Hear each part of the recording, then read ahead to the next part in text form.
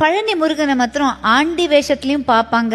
ஆனா அது முடிச்சுட்டு ஃபுல்லா சக்கரவர்த்தியா அந்த வேஷத்துலயும் பாக்குறது ரொம்ப அதுதான் அம்சமானது. அது அது அதுக்கு ஒரு தனி ஒரு ஐதீகம் இருக்கு இல்லையா? அது என்னது? அது காலையில அவன் ஆண்டி குளத்துல இருப்பான், சாயந்தரம் ராஜ அலங்காரத்துல இருப்பான். காலையில நீங்க வாழ்க்கையில எதுவுமே இல்லாம அவன் முன்னாடி போய் நின்னாலும் அன்றைக்கு மாலைக்குள்ளேயே உங்கள் வாழ்க்கையில் அவன் ஒரு மிகப்பெரிய மாற்றத்தை நிகழ்த்தி காட்டுவான் அப்படின்றதா ராஜ அலங்காரம். நான் பழனிய பத்தி சொல்லணும். தமிழ்நாட்டுல முதல்ல ஒரு கோவில்ல தங்கத்தேர் வந்ததுன்னா அது பழனியில தான். அதை உருவாக்கியவர் ஒரு தனி நபர்.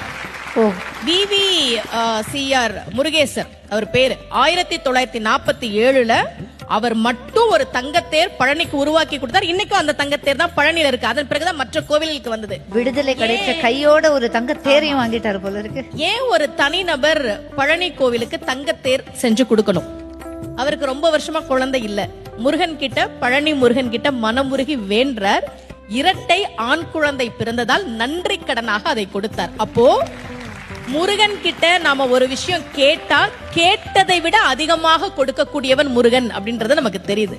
2 கையால நாம அவனை கும்பிட்டா அவனுடைய 12 கரங்களால் நமக்கு அவன் அருளை தரக்கூடியவன்.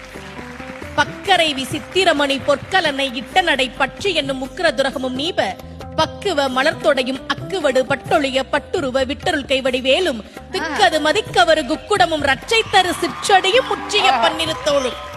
தமிழ் இது முருகனே சொன்ன திருப்புகள். முருகன் ஏன் காலை சின்னதா வச்சிருக்கான் தெரியுமா? நாமெல்லாம் புடிச்சுக்கிறதுக்கு வசதியா சின்னதா வச்சுக்கிறான். அந்த சின்ன காலை நம்ம புடிச்சுக்கிட்டா பெரிய கையால இந்தா வச்சுக்கோ என்று கொடுக்கக்கூடியவன் தான் முருக பெருமான்.